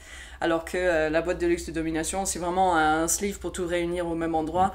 On se disait quand même que voilà, les rangements des boîtes sont quand même super bien Ouais, faits. non, mais c'est très apprécié des joueurs. C'est en ouais. général Ouais, les on a grosses eu boîtes des- de rangement. ouais. Ouais. Ah ouais. Et puis les porte-tuiles, tout ça, on ne trouvait pas de raison de les refaire. On a eu Oui. des super retours là-dessus. Donc, ouais, histoire plutôt de mettre nos efforts dans du jeu, dans les éléments de jeu, dans Oui. d'autres éléments de déluxification, plutôt que de repasser sur des choses qui existent déjà pour le jeu. Oui, c'est vrai que le jeu est déjà plutôt... Voilà, comme je dis, on a beaucoup appris Oui. de muséum, donc il Oui, est assez oui. fourni. Oui, On va dire ça c'est comme vrai, ça, c'est quoi. vrai. Donc voilà, la boîte de luxe qui est absolument pas obligatoire. Les gens peuvent l'acheter à part s'ils le souhaitent et s'ils ont pas envie. Question, alors on a vu que vous étiez expert en peinture, en culture. On va voir si vous êtes expert en sport. C'est une question très facile. Pour gagner ce magnifique Ah, ça lapin, Ah ouais, Et il l'homme. mise lourd celui-là. Ok, ok. nous recherchons le nom d'un sportif, champion du monde de rallye, à plusieurs reprises, puisqu'il a gagné 9 fois. Sébastien Loeb. Bravo! Et en plus, j'allais le dire. Bravo! C'est- J'ai failli poser une question sur Sébastien Ogier, qui est le deuxième français à avoir C'est gagné. le pilote fétiche de JC, l'auteur du jeu. Oui, on en a tellement entendu parler de Sébastien Loeb que du coup... Oui, voilà. mais aujourd'hui, c'est Sébastien Ogier qui Ouais. est champion du monde pour la 7e fois cette année Mm. et qui est en course pour gagner son 8e titre. Tu l'avais pas, toi, Sylvain? On n'aurait pas pu avant de commencer cette vidéo, ça rendait un peu, parce que les questions comme ça, je mets des petits lots. Regarde ce que je fais. Mais tu aurais pu le trouver, Sébastien Loeb, il est tellement Je te connu. propose un échange. Est-ce que vous avez le nom du 3e français qui a gagné les championnats du monde? Non. Non, le 3e français, c'était Didier Auriol, Ah oui, qui a gagné une fois le titre de champion du Ouais, monde. quand Je même. pense que vous l'aviez évidemment c'était chez un vous. jeudi. Ouais. Et donc Rallyman, c'est un jeu, c'est pas vous qui avez édité la première version, puisqu'il Non. était auto-édité, si je ne me Auto-édité trompe pas. par l'auteur. Ah ouais. Par Et vous l'auteur. l'avez édité plusieurs fois, parce que là je vois cette couverture de boîte. Ça a changé depuis. Hein. Ouais, il y en a eu, il y en a eu d'autres. Et encore une nouvelle version qui n'est pas encore ressortie, parce que C'est je ça. crois qu'elle a déjà été éditée, mais qu'elle Oui. va reparaître chez vous, Oui. qui est Rallyman. Je suis en train de chercher la photo sur. C'est bon, du coup, je... On l'a en physique. On voit. Voilà, Tada. Rallyman Dirt, C'est ça. qui est la version que je ne connaissais pas. Ouais. Oui. Tu vois, Rallyman, moi j'étais souvent passé devant les stands à Cannes. Mhm. Je voyais qu'il y avait beaucoup d'animations avec des écrans, des gens qui s'affrontaient, des concours, beaucoup. Et bizarrement, ça me faisait peur, alors que moi j'aime bien les jeux de course. Je sais pas pourquoi, j'avais pas envie d'y aller. Et là, on s'est lancé il y a pas très longtemps avec Sylvain. On est en train de faire un championnat du monde de Rallyman sur c'est Board bien, Game ça. Arena, et je C'est cool, découvre ça. le jeu avec toutes mes interrogations que j'avais au début et sur lesquelles je suis revenu en grande partie. Tu sais, je me posais des questions sur l'équilibrage du début de la course. Ouais. Je me suis même dit, il faudra que je pose la question à l'auteur à l'occasion, mais pourquoi il a équilibré comme ça? Pourquoi celui qui est dernier sur la piste de départ n'a pas d'avantage pour pouvoir se lancer sur la piste? Et en fait, on le comprend en jouant. Il y a beaucoup de retournements de situation. Mais c'est ce que je disais tout à l'heure, Anf, la première partie, Oui. on fait notre petite course, on s'amuse dans les virages. Ah, j'ai Et pesté rapidement- à la première partie, moi. Ouais, et on se rend compte rapidement qu'en fait, il faut bloquer les autres, il faut se mettre justement. C'est ça. Il y a vraiment une part de Oui. stratégie. D'ailleurs, Antares, c'est à toi de jouer. Petit message. Je pense que c'est plus à lui de Ah, vous jouer. faites là. ça en il y aura du Ouais, montage. partout, ouais. Ah, c'est Alors, cool, vu ça. que j'ai pris une capture d'écran du Oula. moment où on en est de notre tournoi, Ouh là tu là vois, là, là moi, là, je suis en ok. tête, là. Ouais, il y C'est a le déjà bleu. une perte de contrôle, il y a du plusieurs zéro, là. pertes de contrôle C'est là. peut-être Ouh ça, là c'est là peut-être là pas là le même. là. Les gens font n'importe quoi dans cette Non, partie. c'est pas Ah d'accord. non, Ah il non, dit c'est qu'on du est, pitch. On Ouais, change c'est- les pneus. Arrête stand, arrête stand. Oui, D'accord. oui, moi je suis Ok, en arrêt ok, au stand ok. là, Uh-huh. j'étais en tête de la course et je me suis arrêté au stand juste devant, je me Uh-huh. suis dit, ceux de derrière là ils sont arrêtés au stand Uh-huh. aussi, je ne risque rien. Et on voit que le troisième joueur là, celui qui a un 2, Mhm. a priori il ne Jaune, bloque il y pas. va. C'est parti pour jeune. Ce con, il vient de se poser juste devant moi pendant mon arrêt au stand et ça, je peux pas revenir sur la piste et je viens de me faire bloquer comme un imbécile. D'accord. Donc j'ai mal joué. Je vous montre cette image pour vous dire que j'ai mal joué. J'allais vous demander un conseil et en fait, trop tard. Je veux juste dire, joueur violet, abandonne pas. Ouais, tu peux y arriver. Ça n'a pas l'air top actuellement. On est à la fin du deuxième tour. Et moi je rajoute, joueur violet, l'essentiel c'est de participer. Non. C'est Serval, le joueur violet, c'est notre daltonien maison qui nous donne des avis. Il reviendra sur Titan pour voir si vous avez bien travaillé au niveau des couleurs. J'espère. Sois indulgent. Il y avait tellement de couleurs. Non, là, ça va changer le donne pour cette course-là, ça c'est sûr. Ah oui. Et donc Ça, c'est un sûr. jeu qui est vraiment, il se passe beaucoup de choses. J'attends que les autres joueurs jouent avec impatience, puisque je connaissais pas ce jeu. Il est bien remonté dans mon classement des jeux de course. On a envie de continuer notre tournoi et d'aller le plus loin possible. Je ne l'ai pas, il va donc falloir que je me le procure aussi, puisqu'il n'est pas au chalet ce jeu. Tu aurais dû me dire. On l'amènera la prochaine fois. Ah bah avec plaisir, il faudra que vous reveniez pour plein d'autres vidéos. J'amènerai l'auteur et tu dormiras par la nuit. Ah oui, non, c'est sûr. Il va falloir. Vous avez un piano ici? Faut qu'on amène. On a un piano. Ah ouais, non, tu dormirais par la nuit alors. Parce que j'y sais. Donc il y a deux boîtes. Il y a Rallyman GT, qui est la première boîte qui est. Enfin, c'est la première version du jeu. Et la deuxième, Rallyman Dirt, qui va arriver. Qui sera disponible en boutique également. Oui. Et qui a été financé sur Kickstarter, donc dans cette nouvelle édition. Donc, ce qui est intéressant, c'est que le premier Rallyman auto-édité donc, par Jean-Christophe Bouvier a été repris par Jamie, et on a décidé de le reformuler pour le rendre multijoueur. C'est ça. Parce que le Rallyman, premier de son nom, était essentiellement un jeu solo où on comparait son score avec d'autres joueurs à la fin. Donc, c'est ce qui se passait à Cannes. On voyait sur Cannes des gens qui s'affrontaient, mais sur des tables différentes. Ouais. Ce qui est très bien, oui. Surtout si tu aimes jouer solo. Oui. Par contre, on est quand même dans du jeu de société. Oui. Et pour relancer la gamme, on s'est dit que ça serait mieux d'avoir un peu plus d'interaction entre les joueurs. Oui. En plus, on avait l'impression que les courses sur circuit à la GT, à la F1 étaient plus connues, voire plus populaires que le rallye. Je me rends compte maintenant que c'était peut-être pas la bonne réflexion, parce que ayant été un petit peu initié, les deux pieds en avant dans le monde du rallye, qui est fascinant, c'est aussi suivi, je pense, que le F1. Bon, alors c'est très difficile de suivre le rallye parce que c'est très mal diffusé, c'est mal filmé. En fait, les émissions, pour ceux qui regardent à la télévision, ont du mal à peut-être en France, mais pas. Bon, enfin, pour les fans, il y en a suffisamment à suivre. Mais on voulait plus d'interaction. À savoir que là, même dans Rallyman Dirt, on a de l'interaction. Si une voiture attrape une autre, il y a des interactions. Dans l'ancien, il n'y en avait pas vraiment. Donc du coup, on s'est dit, même pour cette nouvelle version de Dirt, on voulait plus d'interaction, que les choses puissent se jouer entre les joueurs, pas seulement entre les joueurs et les pistes. C'est vrai que les jeux de rallye, normalement, ne se disputent pas en même temps. C'est des contre-la-montre. Alors, tu sais, il y a plusieurs choses que je me suis dit quand on développait ce jeu. Par exemple, une voiture n'attrape jamais une autre. Une voiture ne double pas sur un virage. Une voiture ne saute pas au-dessus d'une autre. Une voiture ne saute pas et tourne dans l'air pour attirer dans un virage. Et pourtant, on en est là. Je sais, ce qui est rigolo. À chaque fois que tu dis non, ça se fait pas dans le rallye, généralement tu vas te retrouver très surpris. Oui. Parce que le nombre de vidéos et d'images et d'autres où tu as des pilotes qui arrivent derrière d'autres, des coups de phare, des klaxons, du rentre-dedans, et puis il les met dans une fossée pour doubler sur l'autre virage. En fait, c'est pas tout le temps, mais quand ça arrive, c'est explosif, les interactions. C'est violent. C'est ça qui est intéressant, c'est que du coup, quand on aidait donc JC Bouvier à développer Rallyman GT ce qui est intéressant, c'est qu'il est lui-même pilote de rallye. D'accord. Donc il sait vraiment de quoi il parle, vraiment. Et à chaque fois qu'on se disait non, mais JC, c'est pas possible, et les voitures elles vont pas se doubler, il va t'envoyer un lien YouTube et tu regardes et tu dis oh bah oui. Ok, on y va. Pour l'histoire, quand je finissais les règles de saut où tu peux atterrir, je me suis dit, faut peut-être qu'on interdise les gens d'atterrir dans les virages. Ça se fait pas. Non, il n'y a pas de gens qui sautent en tournant pour atterrir dans une glissade. Si. Ok, c'est bon. C'est ça qui est rigolo aussi. Et puis c'est pour ce genre de moment qu'on a envie de vivre dans le jeu, quoi. Donc une fois que j'ai vu ça, on est un jeu de société, on est là pour faire un petit peu du fantastique parce qu'on est nous les pilotes de rallye, mais pour avoir un petit peu une pied dans le réalisme quand même. Donc ce genre de choix est important, autant pour nous que pour l'auteur, que pour la ligne éditoriale du jeu. Mais pour Rally, c'était on n'avait pas besoin de se poser la question très longtemps parce que tu regardais si ça se faisait vraiment et généralement, oui, plus c'est fou, plus c'est probable. Voilà, c'est... Et donc, est-ce qu'il y aura une troisième boîte? Est-ce qu'on aura du Rally Raid? Ah bon, voilà, on va rester sur ce petit sourire. On va gâcher les surprises, mais... En fait, bon... JC est une machine à créer. Oui, c'est ça. Bon, n'en dites pas plus. Voilà. C'est bizarre comme équipe de journalistes, n'en dites pas plus. Vous n'êtes pas obligé d'en dire plus, mais si vous voulez en dire plus, n'hésitez pas. C'est pas la dernière fois que vous entendez parler de Rallyman. Voilà. Ce que je dirais quand même, c'est que Rallyman, c'était une grande surprise pour moi, parce que je suis pas du tout course ni jeu de course sur plateau. Le dernier que j'avais joué avant de tester Rallyman, c'était Flamme Rouge, que j'aimais bien, mais... pas mon type de course, et c'est pas pour dire que c'est un très bon jeu, Flamme Rouge, mais c'était pas trop moi. Et on était en course. J'ai joué une fois au Rallyman d'origine, quand on nous proposait de rééditer le jeu, et j'étais là, on le fait. On le fait. Parce que le mécanique de dés, alors moi je suis un grand lanceur de dés, je suis grand figuriniste, Warhammer, tout ça, donc les sauts de dés, j'adore.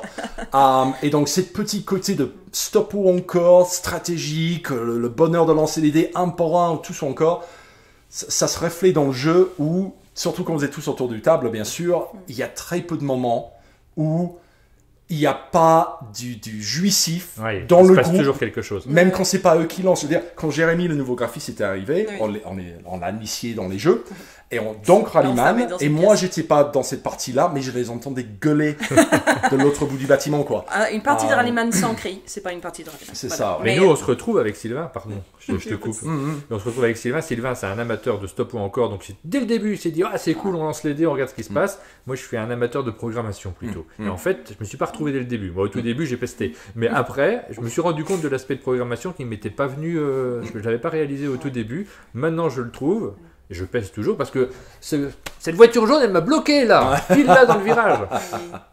Oui, mais voilà, donc le Rallyman GT, à la base, c'était une adaptation du concept d'origine de Rallyman pour l'ouvrir à plus de monde. Parce que c'est vrai qu'on estimait que c'était un jeu qui méritait vraiment d'être connu et de l'emmener un peu plus vers le multijoueur. C'était notre façon de faire ça. Mais Rallyman Dirt, on revient aux racines. On revient aux racines. Mais on amène beaucoup de choses de GT avec nous. Les hexagones, l'interaction entre les joueurs, pas mal de règles spéciaux. Et puis, je reviens juste très vite parce que c'est un des éléments clés de ce jeu et de son futur d'ailleurs. Et je remercie tout le monde qui y participe vivement actuel. Et c'est pas le Kickstarter, c'est la communauté. Alors moi, encore une fois, ceux qui me connaissent, je suis un grand joueur de Wargame depuis mes plus tendres âges. C'est même le Warhammer qui m'a beaucoup aidé à apprendre le français quand je suis arrivé en France il y a des années. Et moi, j'adore ça. Et l'élément communautaire dans les wargames est extrêmement important. Parce que c'est un hobby qui prend beaucoup de moyens, beaucoup de temps. Donc, il faut avoir des gens investis qui sont prêts à être une vraie communauté. Et quand nous avons pris Rallyman, on m'a dit, ouais, il y a quand même beaucoup de gens qui jouent. Et je suis là, ok, bon, j'irai voir ça. La communauté que j'ai trouvée, la communauté dormant depuis... c'était 2011, il était en rupture 2012. Donc 7 ans, sans sortie, sans nouveauté, juste JC qui anime ça, mais qui le faisait avec beaucoup d'énergie. Qui fait des championnats du monde en fin fond de la France, dans un château, donc il attire 40 joueurs de plusieurs pays. Et j'ai vu ça, j'ai dit... En fait, ça m'a donné les mêmes sensations qu'avec le Wargame, j'étais là, il y a une communauté là. Il y a une communauté et ils veulent jouer. Et ça, j'apprécie ça plus que tout. Ça a vraiment sonné des cordes en moi, on pourrait dire. Et quand on a fait GT, on a pris quelques personnages clés que JC a suggéré pour dire, écoute, bonjour, on a les nouveaux éditeurs, ça c'est notre plan, qu'est-ce que vous en pensez? De l'aller-retour, ça c'est top, ça c'est bien, ça, attends qu'on revient à Dirt plus tard, ça serait cool, mais j'aime bien votre idée. On a pas mal travaillé avec la communauté, on continue de travailler avec la communauté. J'ai un comité des règles et un comité de newsletter qui travaille avec nous pour approuver tout, pour générer de la continue. Et même là, le contenu que les gens ont créé pour ce jeu est... Oui, c'est incroyable. Le module BGA, création de fans. J'ai 2 créateurs de pistes, une en application, une en programme à télécharger. Il y a de nouvelles règles qui étaient rajoutées dans le prochain livre de règles qui étaient officialisées à travers le newsletter et d'autres, c'est-à-dire la ligne rouge, la red line, qui permet d'utiliser des dés de frein en termes de dés de gaz. Ça, c'était un petit souci à laquelle on était au courant. ces règles mécaniques qu'on savait, et c'est un des comités de règles qui a dit, vous avez testé ça, et j'étais là, tu utilises tes dés pour faire du red line, les dés sont rouges, ça nous règle ce problème, c'est magnifique. C'est tellement sublime, et c'est la communauté qui nous a tout apporté ça. Et ils n'arrêtent pas des concours de création de pistes tous les mois, les time trials sur BGG. Là, je dois dire pour tous ceux qui regardent ces vidéos maintenant, on était assez silencieux ces derniers mois parce que, bon, crise sanitaire, beaucoup de travail sur les autres projets, dont Rallyman Dirt, qui est presque terminé. Donc, on n'a pas vraiment sorti de newsletter encore cette année, des choses comme ça. Mais on prépare des grands projets pour la communauté. Ça, je peux pas vous en dire plus parce que ça doit se confirmer, que ce soit à travers les plateformes comme BGA ou les newsletters ou autres. Mais ça va être une bonne année pour Rallyman. Et on ne sort même pas de nouveaux projets, de nouveaux produits à part Dirt. D'accord. Donc, voilà. Il faut m'arrêter sur ce sujet-là parce que sinon je vais aller pendant des heures sur Rallyman. Mais Rallyman Dirt sera en boutique cette année. Voilà, c'est vrai, je veux dire quand même. Pour revenir à l'essentiel. Eh ben, je suis vrai, puisque ça y est, vous m'avez convaincu, et en partie C'était grâce à Board Game Arena, parce que je l'ai testé. Je serais peut-être pas venu si j'avais pas eu la possibilité d'y jouer en ligne. Mais du coup, moi, je vais suivre aussi les boîtes boutiques. Donc, je vous invite, si vous aimez les jeux de course, à aller faire un tour sur Board Game Arena, essayez de faire une partie avec des joueurs qui aiment bien, de préférence, qui vous initient. Et peut-être que vous allez, vous en trouverez. Peut-être que vous allez avoir le virus. Pour la version Dirt, vous avez une date du coup pour la boutique? Oui, normalement c'est août, fin août. C'est ça, exactement. Ok. C'est ça. Donc juste après la livraison du kick, comme d'habitude. Question suivante, on est à 3 partout. 3 points pour un monde de jeu. C'est la dernière question ou pas? 3 points pour... mais c'est une question qui est franco-française. Et là, ça vous aide peut-être pas beaucoup. Là, je suis désolé. Ok, maintenant je suis imbécile. Donc ça va être chaud en fait. Sylvain, tu pars avec un avantage. Désolé. Il s'agit d'un acteur français qu'on recherche. On va parler du jeu Tales of the Arabian Nights. Et donc c'est un jeu qui est basé sur l'univers des Mille et une Nuits. Et nous cherchons un acteur français en rapport avec cet univers. Un acteur né en 1903. Et un peu vieux quand même. Olivier, vous aurez retourné les fesses. Mais oui, mais ça, Olivier était prévu sur cette vidéo. Malheureusement, il n'a pas pu venir. J'avais aussi préparé mes questions en fonction. C'est un humoriste, chanteur, réalisateur, reconnaissable grâce à ce qu'il appelait lui-même une gueule de cheval. Il joue dans le film de Jack Becker, pas Jack, pardon, je prononce tout en anglais maintenant. Alibaba et les 40 voleurs. Olivier, envoie-moi par télépathie. Est-ce que c'est Bourvil? Non. Je sais pas, français. Je sais pas, Bourvil. Il est chanteur, il est connu notamment pour la chanson. Fernandel, bravo. Félicie aussi. Arbitre. Alors ça c'est pour vous. Alors c'est la prochaine Ça c'est pour vous. Victoire d'un monde de jeu. Finalement, il y a une justice dans cette vidéo. Tricherie. Donc on cherchait Fernandel et c'était pour vous faire parler de Tales of the Arabian Nights. Et c'est donc un jeu, c'est votre prochain jeu, vous venez de l'annoncer. J'ai vu hier en allant sur votre page Facebook que vous annonciez l'arrivée de ce jeu tout nouveau. Oui. De quoi s'agit-il? Alors, c'est un jeu assez unique, donc c'est par Mathieu Potvin, le même auteur que Titan. Voilà, le même auteur de Titan, donc improbable, qui Olivier Mélison a également travaillé dessus. Le même auteur que tout. Tout à fait, le même auteur que tout. C'est un jeu de type pick and delivery, mais narratif. D'accord, alors deux mécaniques qui n'ont rien à voir ensemble. Voilà, c'est ça. Donc en français, le titre se traduit par les contes des mille et une tuiles. Donc voilà, on va raconter... Bien les jeux de mots chez On moi. adore les jeux de mots chez nous. Donc voilà, on va raconter, on va faire les contes des mille et une nuits avec des tuiles. Donc voilà. L'idée, c'est que les joueurs vont jouer des alliés de Scheherazade, donc la célèbre. Et il faut l'aider à trouver de l'inspiration. Donc tous les joueurs vont partir dans le désert autour de Bagdad, qui est donc peuplé de tuiles, plein de tuiles dont l'identité exacte est cachée. En atterrissant sur une tuile, on la retourne, et là, il y aura peut-être un trésor, un monstre, un lieu, quelque chose de mystérieux, voilà.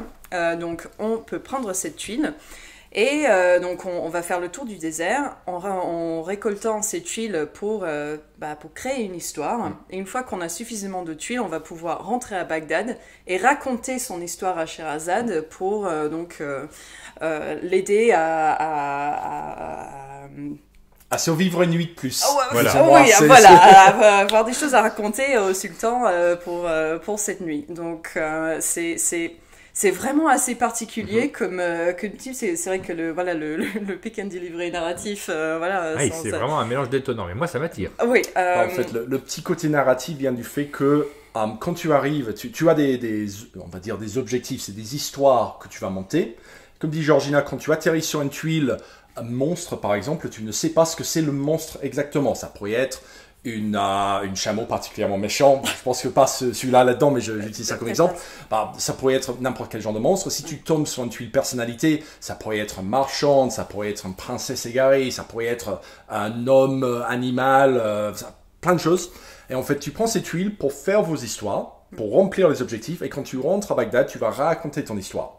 Et en fait, il y a une mécanique qui permet aux joueurs de scorer des points entre eux. Et en fait, tu vas raconter ton histoire verbalement en utilisant les tuiles que tu as collectionnées. Oui. Donc, par exemple, si ton objectif était une arme, une monstre et un lieu, et puis tu as chopé une arc, puis un taureau, et puis un village abandonné, en fait tu vas raconter l'histoire de comment tu t'es garé dans le désert, tu es tombé sur un village où tout le monde a abandonné depuis longtemps, sans doute à cause de la sécheresse, tu as été poursuivi, il y a un taureau qui a explosé dans les murs des bâtiments, tu as couru, tu as trouvé une arc, tu as tué le taureau. Bon, là j'y vais très vite, mais c'est ce genre d'histoire que tu peux élaborer un peu, et il y a une mécanique pour que les joueurs se scorent entre eux. Alors je vous assure, ça reste un peu tactique quand même, mais ça prime sur la narratif pour mettre un peu de milieu de nuit dans le jeu. Voilà. Et c'est un jeu qui sera sur Kickstarter, celui-là ? Oui, celui-là, il va être sur Kickstarter donc cet été. Normalement, on le fait en juillet. On n'a pas de date exacte encore, mais il arrive. On mise comme souvent, parce que c'est vrai qu'on met on fait beaucoup attention dans nos jeux d'inclure un maximum d'illustrations. C'est un peu notre truc. Même dans Domination, c'est vrai que toutes les cartes sont illustrées individuellement. On y tient beaucoup, ce rajout de thème. Et puis là, ça s'y prête. Voilà, c'est ça. Donc là, dans ce jeu-là, comme Jamie a dit, il y a des catégories de tuiles. Donc on a des monstres, des armes, des trésors, etc. Et chaque tuile est illustrée individuellement par Amber Scharf, donc qui a bossé avec nous sur Domination. Justement, elle a illustré les cartes de savoir de Domination, donc toutes les espèces de micro petits dessins. On refait appel à elle pour ce jeu. On cherche vraiment des couleurs somptueuses, voilà, et puis plein de choses différentes pour inspirer les joueurs et faire en sorte qu'on puisse raconter des histoires vraiment drôles autour de la table, que ce soit des choses épiques à des choses complètement ridicules. On a déjà fait des parties où on a fait du poulet aux épices. Oui, c'est ça. Oui, c'est parti dans la cuisine. Il y a quelqu'un qui a tué un phénix et qui l'a cuisiné ensuite avec des épices. Voilà, donc voilà, on aura plus d'infos à venir. C'est que le jeu est encore en prototype, mais... celui-là, il est très intéressant. Voilà, on a hâte de vous le montrer. Et on le découvrira avec plaisir, on vous en reparlera, nous, plus le projet avancera, plus on vous en parlera dans nos différents formats. Oui. Et on va terminer, on arrive déjà à la fin de cette vidéo. On va terminer par une boîte blanche. Parce qu'on avait parlé d'autres projets, et en fait, je me suis dit, est-ce que j'ai le droit de les montrer, est-ce que j'ai pas le droit de les montrer? Je crois que j'ai pas le droit de les montrer. On va kickstarter une boîte blanche, en fait. Voilà, c'est ton jeu. Voilà. C'est unique à chaque personne. Alors, qu'est-ce qu'on peut dire? Tu fais ce que tu veux avec, tu fais tes règles, tu fais tes personnages, c'est ton expérience. Voilà. C'est le jeu modulaire par excellence. On enregistre cette vidéo le 1er avril. Voilà. Je pense qu'on est parti dans le thème. Voilà. 100 €, boîte blanche. Mais alors, qu'est-ce qu'on a le droit de dire ou de ne pas dire sur ce projet dont on n'a pas le droit de parler, mais sur lequel on a envie de teaser quand même? C'est un jeu avec des Romains. D'accord. Ouais. Certains le connaîtront. Certains ont déjà essayé de m'acheter le prototype lors des salons. C'est ça, avec des routes. Ouais. Mais qui a quand même subi un petit ravalement de façade quand même. C'est une bonne façon de le dire. Voilà. C'est ça. Donc, on pourrait dire que il a pris une potion magique celui-là. Voilà, il y a eu un petit relooking. Donc voilà, pour l'instant on peut pas vous en dire plus. Il arrive en septembre. Ouais, en septembre. Via Kickstarter? Non, c'est notre première direct to retail, celui-là. On est très motivé pour celui-là. Et puis aussi, la petite anecdote, c'est que celui-là et d'autres, on a bien sûr d'autres jeux. Oui. Tu l'as dit toi-même, on a commencé à communiquer sur différents projets hier. Oui. On sort un petit peu de notre phase intense de travail où on voulait juste bosser et finir les projets en cours. Oui. Là, on a plusieurs projets en finalisation avec les usines, avec les samples, mais là, nous, sinon, on est fini. Oui. Donc là, on peut commencer à communiquer, heureusement. Et on a d'autres jeux, à part celui-là, qui vient en fin d'année, qu'on communiquera dessus. D'accord. Donc, Je vous ai présenté ça, mais il s'agissait pas de vous faire un faux teasing pour vous donner des envies de choses. En fait, c'est simplement que c'est un jeu dont tu ne peux pas parler pour des raisons de licence pour l'instant. C'est un peu ça, donc on ne peut pas en parler davantage. Je voulais aborder la question, mais c'est difficile de vous en dire plus tout de suite. Par contre, comptez sur nous pour vous en parler davantage. On a vu, nous, le prototype en bas. On va peut-être y jouer ce soir. On va peut-être pouvoir y jouer. Ouais. Et on a très envie de le découvrir. C'est bizarre hein, comme séquence. Une séquence où on ne parle pas d'un jeu, mais c'était juste pour vous dire que vous aviez d'autres projets, pas forcément sur Kickstarter, avec peut-être des licences derrière, peut-être des choses qui vont arriver, dont on a tellement envie de vous parler. Par contre, si vous aimez l'idée du boîte blanc, je suis prêt à le faire. Hein. C'est pour vous, public, c'est pour toi. Hein. Ah bah, en coup d'illustration, du coup, c'est plus possible. Oh oui, non. Vous qui avez la spécialité pour d'avoir. trouver la bonne teinture de blanc. Il y a un boulot. Moi, je peux faire l'illustration, là. Je veux même toucher les droits, il n'y a pas de souci. Il me faut un mood board de 2 km pour celui-là. En fait, ce que vous voyez pas, c'est que c'est intégralement illustré, mais en blanc. Il n'y a que du trait blanc. C'est ça, ouais. Du coup, donc un gros boulot. Gros boulot. On arrive à la fin de cette vidéo. Brillamment remporté par un monde de jeu, puisque nous avons gagné le quiz 4-3. Mais c'est bien, on fait les questions en même temps. La quantité ou la qualité? Ah, j'ai gagné la sucette aussi. Oui. Ah, c'est vrai, il y a les... En tout cas, merci à vous. Merci de nous avoir reçus, c'est ça. Merci d'être venu jusqu'en Franche-Comté pour participer. Je t'ai coupé, ça va. t'allais lancer la fin. 3 heures de route, ça va, c'était pas Ça encore. va, On a pu aller plus loin qu'une heure de chez nous. C'est la première fois depuis 6 mois. Juste avant de se reconfiner, puisqu'il y a un confinement. c'est vrai. On enregistre juste avant le 3e confinement. Ouais. Donc on a fait tous les tests PCR et tout ça. Oui. Comme d'habitude, on prend toutes les précautions nécessaires. Mais là, on est reparti pour se reconfiner juste après. Ouais. On enregistre cette vidéo. Ça sera notre chant du cygne avant le confinement. C'est ça. Ouais. Et puis, on va se retrouver, comme tu le disais, pour une deuxième vidéo dans laquelle nous allons vous parler plus en détail du jeu Domination. Nous allons faire une partie. Donc, vous aurez l'occasion de retrouver sur notre chaîne ce jeu, de découvrir si vous ne le connaissez pas encore et donc peut-être de participer à la campagne. Et donc, il y aura même 2 vidéos normalement. On va faire une explication Il y a beaucoup de jeux là-dedans. assez rapide des extensions et puis une partie. Comme ça, vous aurez tout ce qu'il faut pour le faire. Merci beaucoup pour votre présence. Merci à vous. Et je te laisse finir, je t'avais coupé, mais tu peux le faire tranquillement. Alors comme d'habitude, si cette vidéo vous a plu, n'hésitez pas à mettre un j'aime, des commentaires, abonnez-vous à la chaîne Un Monde de Jeu pour ne rien louper de notre actualité, et on vous dit à bientôt. À bientôt.